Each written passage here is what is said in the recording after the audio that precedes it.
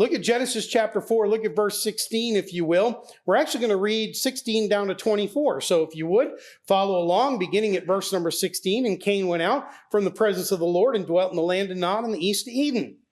And we just read that, and it sounds pretty simple. It sounds pretty straightforward. I mean, where else are you going to go? All right. Cain knew his wife. She conceived, bare Enoch, and he builded a city and called the name of the city after the name of his son Enoch. And unto Enoch was born Irad, and Irad begat Mehujael, and Mehujael begat Methusael, and Methusael begat Lamech. And Lamech took unto him 2 wives. The name of the one was Ada, and the name of the other was Zillah. And Ada bare Jabal. He was the father of such as dwell in tents, and of such as have cattle. And his brother's name was Jubal. He was the father of all such as handle the harp and organ. And Zillah, she also bare Tubal-Cain, an instructor of every artificer in brass and iron. And the sister of Tubal-Cain was Naamah.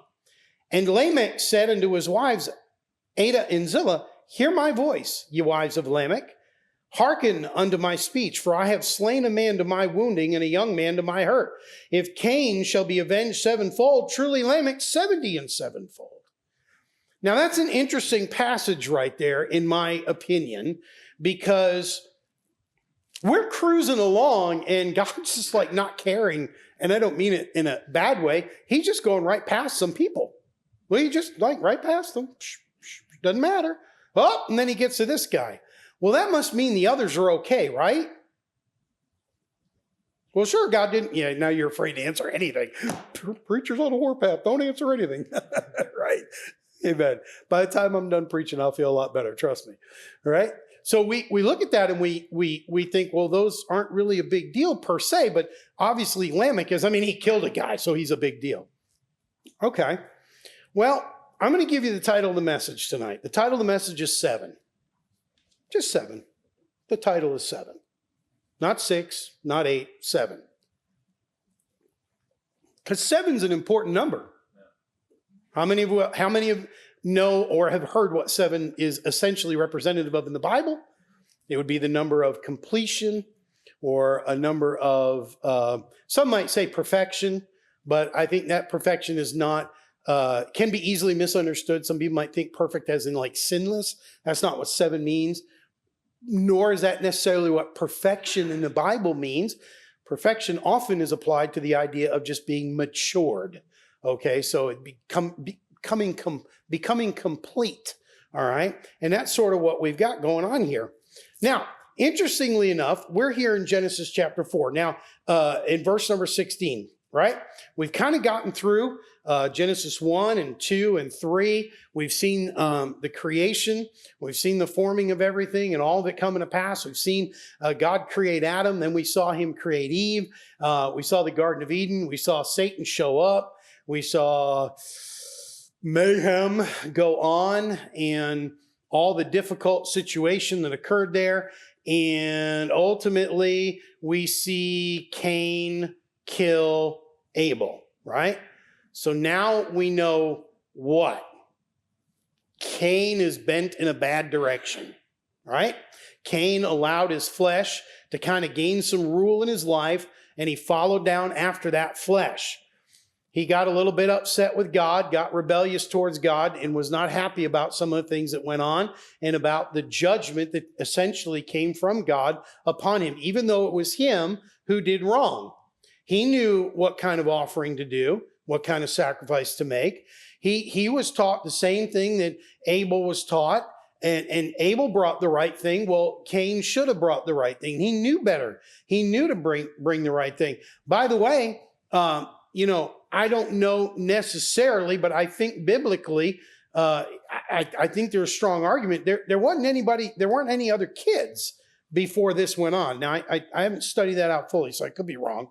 But I think that verse number 1 of chapter 4, and Adam knew Eve, his wife, and she conceived and bare Cain, and said, I've gotten a man from the Lord. And again, she bare his brother Abel. Abel was a keeper of sheep. Cain was a tiller of the ground. In the process of time, it came to pass that Cain brought of the fruit of the ground an offering unto the Lord. Abel, he also brought of the firstlings of the flock and of the fat thereof. And the Lord had respect unto Abel and his offering, but Cain and his offering he had not respect. Cain was very wroth, and his countenance fell. He goes on, he slays him. Yeah, I don't find any other kids at this point, so I think you're just dealing with the two. Well, 2 kids, by the way, are a little bit easier to raise than 3, which are a little easier to raise than 4, which is where you start getting into 5 and you weren't thinking right when you got them. And by the time you get to 6 kids, you're like, what did we do? By the time you get to 8, you're like, I'm going to the mission field. Amen. And so, but they've got 2. Now the 2 should have known, they should have understood, and they were taught right. But it comes down, and we see, and we've read all this, we've seen it, we've studied it. Cain kills Abel. And then all of a sudden, there's that problem. Verse 15, and the Lord said unto him, this is Cain, therefore whosoever slayeth Cain, vengeance shall be taken on him sevenfold. And the Lord set a mark upon Cain, lest any finding him should kill him. And Cain went out from the presence of the Lord. Okay, now stop right there. And you're going to see through chapter 4 and chapter 5, you're going to see some different things go on. You're going to see some lineage and stuff. We're going to talk about it. But what I want you to do is I want you to jump over to, go to chapter number 6 of Genesis.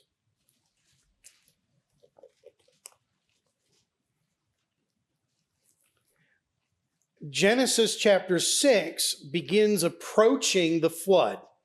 We're not there yet, but we're approaching it, okay? And it came to pass when men began to multiply on the face of the earth, and daughters were born unto them, that the sons of God saw the daughters of men, that they were fair, and they took them wives of all which they chose. And then some stuff goes on, all right? Some various things happen. Verse number 8, notice, but Noah found grace in the eyes of the Lord. These are the generations of Noah. And then get down to verse number 22 of Genesis chapter 6. Thus did Noah according to all that God commanded him, so did he. Verse 1 of chapter 7. And the Lord said unto Noah, come thou and all thy house into the ark, for thee have I seen righteous before me in this generation. Now, we are at 622. We are now approaching flood time. All right, we're there. There's going to be a little bit of stuff that goes on, but this is flood time. In Genesis 7, that's the flood. 622 is essentially one of the last verses before effectively the time frame of the flood. From 4:16 to 622 is about 80 verses covering 1,500 years. Isn't that amazing? 80 verses, but he covers 1,500 years. Now, there was a lot that went on in 1,500 years. America is how old? I don't know, 200 and something years old, right? I was not a historian. Okay, 250, right? Next year's 250. Okay. 250. That's not 1,500, right? There's still another 1,250 years to go. 1,200. That's a long time. That's just a really long time. And you look at all that and you say, my goodness, 1,500 years between the fall and the flood, between Adam and Eve and Noah. Books and books and books could be written, but God chose to condense and, as usual, give us only what we need to know and no more. For everything else that went on in the 1,500 years, God can succinctly put it together and say, that's what happened, and there it is. Now, that's an important concept to recognize, I believe, very, very important, because in those 80 verses, there is so much about the beginnings of civilization. Amen? Amen. Yes, you had Adam and Eve. Yes, they had Cain and Abel. Yes, that was the very beginnings. It is the origins. But as soon as we hit 4:16, we begin civilization. All right? 4:16 just now opens up the door for civilization. We'll look at that a little bit more here in a few minutes. But the reality is that there is so much packed in there that it is so important that we understand the things in there that are needed to be seen. And that plays into what we're going to look at here in a minute. All right?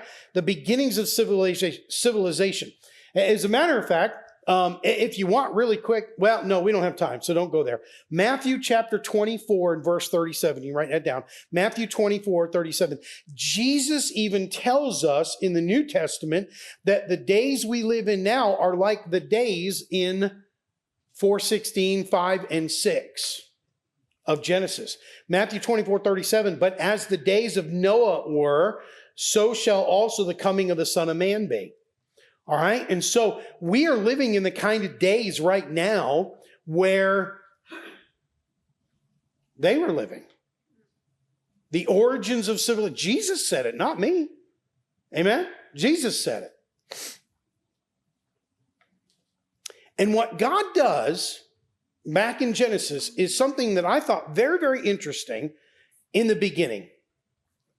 He stops on the 7th generation and makes a critical statement. I was like, yeah, that is 7. You're absolutely interesting. Now, we're going to come back and look at that here in just a minute. All right, we're going to read a little bit further. But, okay. Now let's read it. Let's read it, okay? We read 4:16, right? Down through 24. Now, I don't need to read that again, right? This is where Lamech, if Cain shall be avenged 70-fold, truly Lamech 70. You don't have to count the names, by the way. I'm going to give them to you in just a minute, okay? Pay attention to the preaching. I promise you, I'm going to give you all the names. I lost you right there, like 7. Is there really 7? Sure, there's 7. Well, there's more, but he makes, just follow along, all right?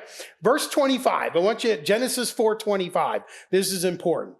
And Adam knew his wife again, and now, Cain see, this is why I don't know that there were necessarily any other kids when Cain and Abel were together, okay? I don't see that. I see after Abel was slain, you get a timeline of Cain, and then it comes back in 4:25, and Adam knew his wife again, and she bare a son and called his name Seth, okay? So I believe you're looking at Cain, Abel. Cain slew Abel. Cain then starts off heading down his line. And meanwhile, somewhere in there, Adam and Eve have another child named Seth. And then they go on and have more. But anyway, so notice in verse 25, Seth, for God, said she, hath appointed me another seed instead of Abel, whom Cain slew. So, and to Seth, to him also there was born a son, and he called his name Enos. Then began men to call upon the name of the Lord. Chapter 5, this is the book of the generations of Adam. In the day that God created man, in the likeness of God made he him. Male and female created he them, and blessed them, and called their name Adam, in the day when they were created. And Adam lived 130. By the way, I ran over something really quick, but we'll hit it. Let me say it. Look at verse 1. In the day that God created man, in the likeness of God made he him, male and female created he them, and blessed them, and called their name Adam and Eve. No. This is where we get the idea of the woman taking the man's name. Just so you know, that's where that comes from. So it's not just some weird tradition. It's because it's biblical. And there's a lot that can be said there, and I know it can infuriate some, but understand that Eve was created from Adam, right? Adam from the ground, but Eve from Adam, and Adam and Eve are one. They're one, which makes the two halves 50%. The only way you can get to one when you have two people is each person is only one half, all right? So they are one half of who and what they're supposed to be, but when they come together, they are one, and their name is Adam. God gave it that way. That's all. That's just his design. That's his intent, all right? Now, verse 3, and Adam lived 130 years, begat a son in his own likeness after his image, called his name Seth. And the days of Adam after he had begotten Seth were 800 years, and he begat sons and daughters. And all the days that Adam lived were 930 years, and he died. And man, oh man, was he old, amen. But they did that back then. They lived back then that long. It's unique. Later in the Bible, that's changed. But back here, they lived to be 3, 5, 7, 900 years old. Okay, it's just the way God had it. And Seth lived, verse 6, 105 years and begat Enos. I mean, first kid, 105 years old. Holy cannoli. Man, I just can't imagine.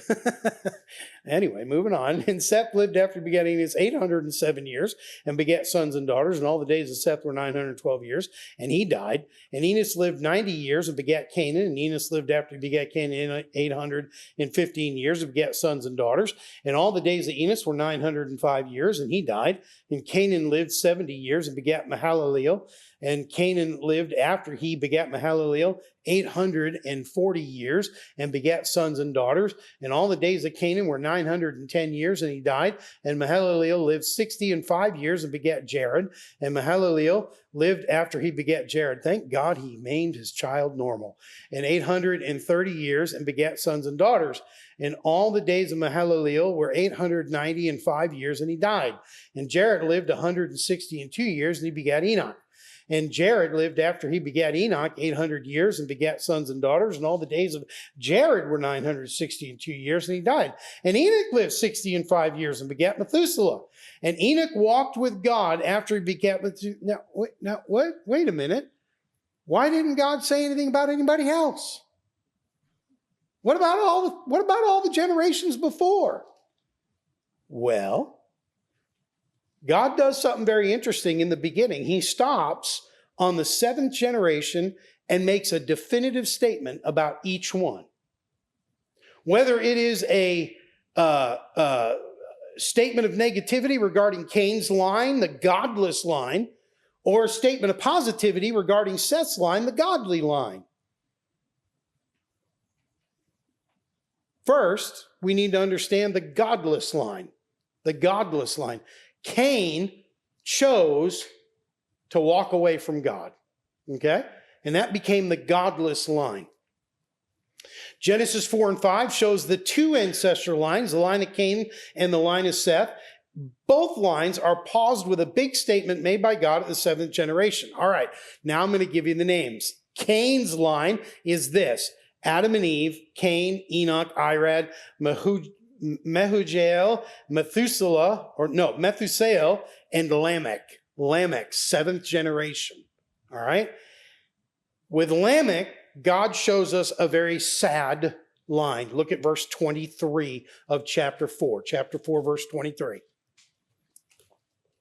And Lamech said unto his wives, Ada and Zillah, hear my voice, ye wives of Lamech, hearken unto my speech, for I have slain a man to my wounding, and a young man to my hurt. He killed a man, just like his great grandfather, right?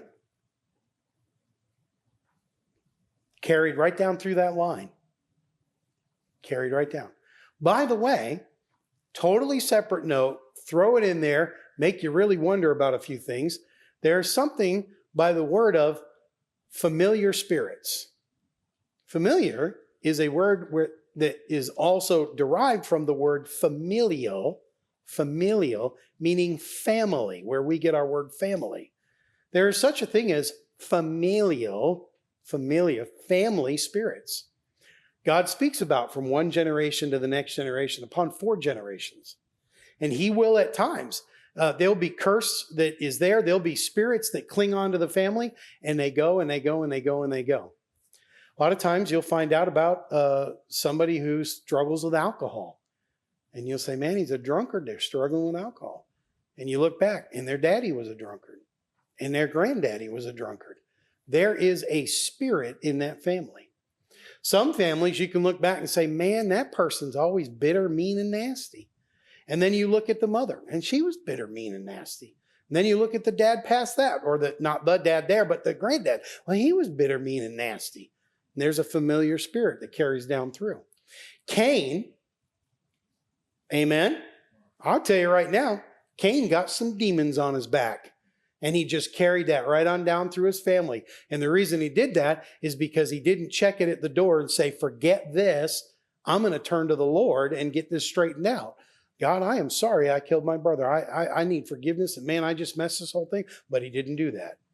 All right. Now, in stark contrast, we can see Seth's line. Now, just to give you an insight, while Cain's line is the godless line, Seth's line is the godly line, all right? Seth's line, Adam and Eve, Seth, Enos, Canaan, Mahalaleel, Jared, and Enoch. 7th. There you go again. And at the 7th generation on each one, God comments particularly on that person and that generation. Interesting. But see, things are in the Bible are usually either mistakes or just because God didn't know, he wasn't sure what to write, so he filled it in. And by coincidence, he nailed the 7th on either one. Not at all. We are talking about the number of completion. Now in Enoch, before that, with Enoch, God shows a wonderful statement. You can look at 5:22 if you would. 5:22, because I stopped you right there. And notice, and Enoch walked with God after he begat Methuselah 300 years and begat sons and daughters. And all the days of Enoch were 365 years. And Enoch walked with God, and he was not, for God took him. In the line of Cain, we see a progression that resulted from his discontent with God. His rebellion steadily led to lawlessness and disobedience to God. Yet in the line of Seth, we see a progression that results from a following of God. Right there in the beginning of Seth's line,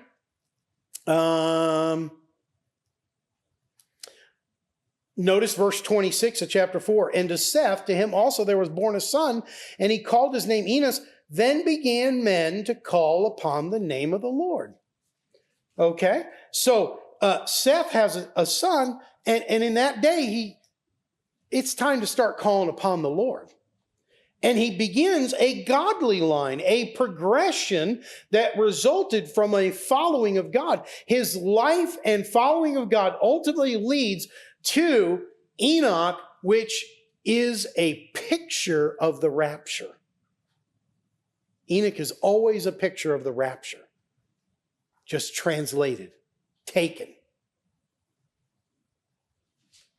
The godless line. Let's dig into him just a little bit more tonight. I think we probably won't get through all this, but let's push ahead. We still got a few minutes. All right, the godless line began with Cain and his false religion. You remember the false religion? Remember the book of Genesis is a book of origins, okay? And so let's back up a little bit to verse 16 of chapter 4, and let's hit it again. And Cain went out from the presence of the Lord. Well, now that's not a good sign, is it? Okay? There was a false religion on Cain's part, whereby he decided that he was going to offer and sacrifice unto God the way he wanted to, and that he was expecting God to accept his offering his way. Right? He drew a box. That's his God box. And then he took God and he said, now get in the God box, and you're going to be okay with the things that I've decided are inside that box. That's what he did. Now careful, because that's what we do. We do it. We would say we don't do it, but we do it. Amen. I know we don't want to hear that, but the truth of the matter is we often put God in a God box, our God box, the box that we've designed and defined is the way God is supposed to operate. Amen. And Cain starts his false religion. And he was a restless and rebellious man, a stubborn, self-willed, and fiercely prideful man. How do you know that? Because he killed his brother because of vegetables.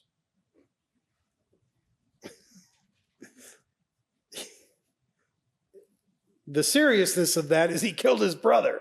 It was over the offering, right? But his brother brought vegetables, or he brought vegetables, and everybody was not happy with it. I mean, it's just crazy. God rejects his religion his way. And so Cain takes an approach of indifference towards God. Indifference. Well, you're not going to accept what I have to say and what I think and the way I want it? Okay. Fine. Verse 16. And Cain went out from the presence of the Lord. He left. Walked away. Pastor Bish taught me and us at the church at the time one of the most profound statements that I believe I've ever heard that has helped me understand humanity when I have to pastor. The statement is that rebellion makes people stupid. Get a hold of that statement. It'll change your life. It is profound. It's not a dig on them. It's not an insult to them. It's a statement of reality. When people get rebellious towards God, they don't make right decisions. They don't think right. They don't act right. They don't do right. We would call that stupid. That's dumb. Don't do that. Rebellion makes people stupid. And you're going to see it in Cain and Cain's line. The turning away from God. He went out from the presence of the Lord. He walked away from God. Out of rebellion, his stupidity caused him to walk away from God. Do you know all he had to do was say, God, I am sorry? That's all he had to do. And you know, God would have just said, okay, all right, let's go fashion a rosary and you can say 3 Hail Marys and no, he would have forgiven him. He would have just said, okay, this is not a good thing. You shouldn't have done it. But you're repenting. You're sorrowful. That's all you got to do. But people don't want to say, I'm sorry. People don't want to say, I'm sorry. It's right. And people won't say, I'm sorry. Sorries go a long way sometimes.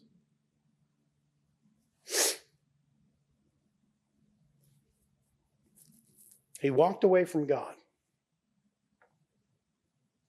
because he wasn't happy with the way God responded to him about what he did. This is one of the very first things that a person does when they get full of themselves.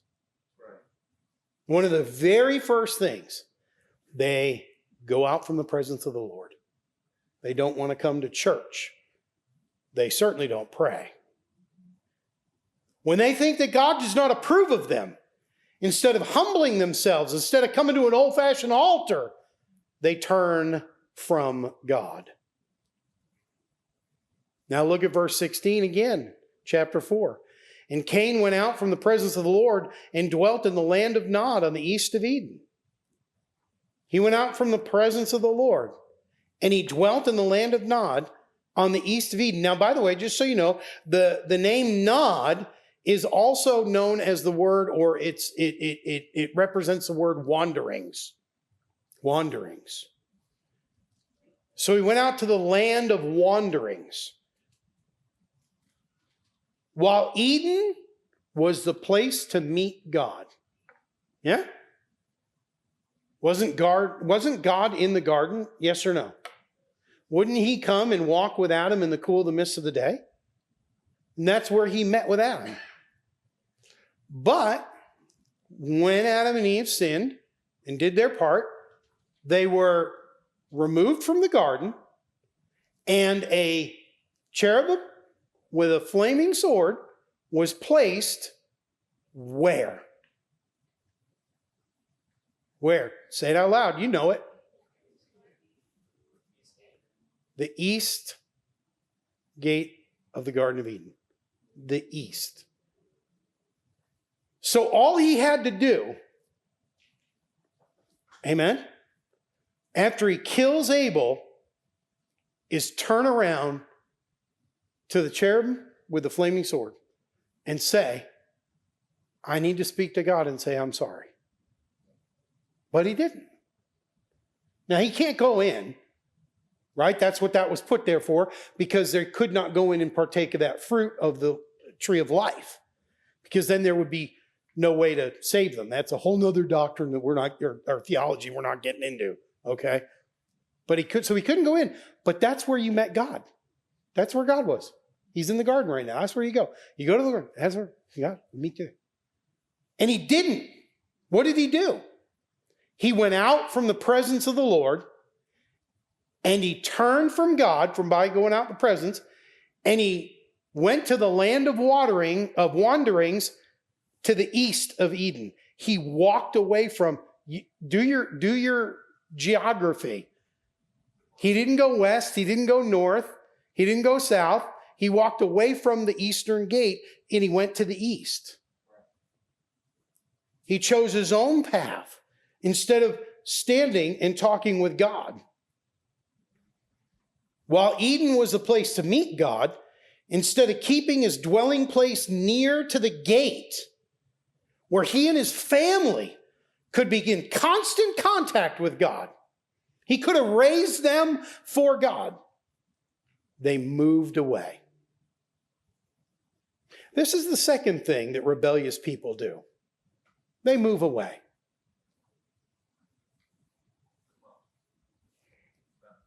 They wander away, moving somewhere else, maybe a new town, maybe a new state, always a new church. See, the problem is that church. The problem is that pastor. Amen? And in their rebellion, which makes people stupid, instead of coming talking to God, and I'm not saying the pastor's God, don't misunderstand that, but instead of coming and getting right with God, amen, they leave and go away in the land of wanderings.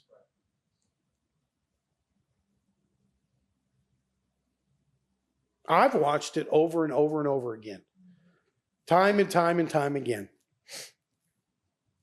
And it's terribly sad because I watch it, but you can't say anything because the person won't listen to you. No way, no how. They know better. They just know better. And oftentimes you see them years later and they've never moved forward from that time. Oh, they've gotten older. They've grown a little more wrinkly and a little more gray. They make lighthearted conversation. Truth be told, they've never progressed in their Christian life. I can count them on over and over and over again. So what's happening here? Cain has become an apostate. The first apostate.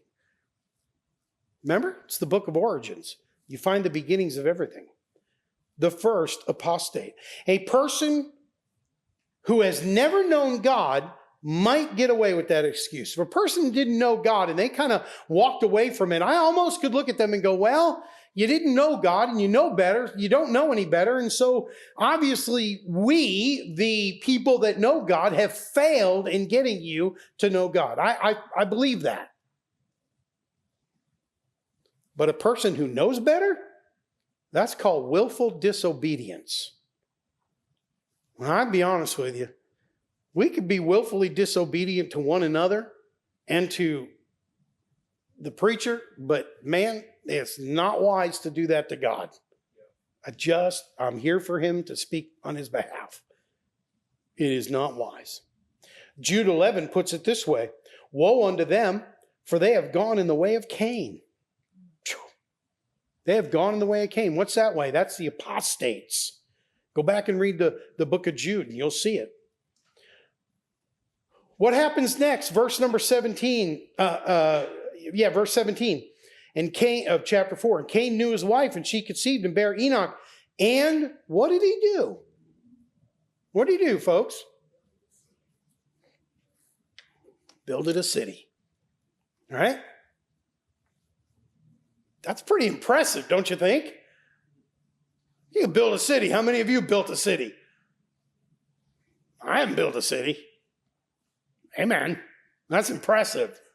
He went out and he built a city. But you know what's a sad statement? He built a city because he's thumbing his nose at God. Oh, you think your little garden paradise is everything? Let me show you. It says city. He didn't dwell in tents. He built a city. Well, no, they didn't know how to build things like that back then. There was no intelligence. I mean, they ran around bonking each other on the head and grunting. Seriously, folks, come on now. That's not what happens. That's the science out there that's not real. Finally, Cain builds a city, and he calls the name of it after the name of his son Enoch. The city of Brendan. I had to name him first, even though you're in here. I'm sorry. I mean, he's the oldest, right? What am I going to do? Right? It doesn't make sense. I mean, you build it, you name it out. Really? I don't know. There's a lot of pride going on in this whole scenario. Now the name Enoch means initiate or inaugurate. Inaugurate. In other words, a new beginning. That's what that name Enoch means. It's a new beginning. What Cain was saying and doing was to initiate, to inaugurate something all new, a city apart from God, away from God, without God's influence. His plan was to create an artificial paradise to replace the one that God had made. That's what he was doing. That's another step in the wayward person's life. To separate from God and replace what he offered with something that you've offered. That's what the apostate does. That's what the person that walks away from God does. God had the garden paradise with everything that man needed or could ever want, but it was not enough. It wasn't acceptable. For Cain, being mad at God in his rebellion, created the first city apart from God, wanting his own paradise, his way, and he didn't want to wait. He wanted it now. And on the seventh generation, God tells you how, sums up all that time, sums it up, and says, this line is going this way, and here's a statement. But on Seth, he says, here's a line going this way, and on that seventh generation, he says, man, this guy's walking with me. This line of family is walking with me. These people are, man, they're calling upon the name of the Lord. Enoch, I have something very special for you. And he took him. 7. Both sides. Which 7 are you?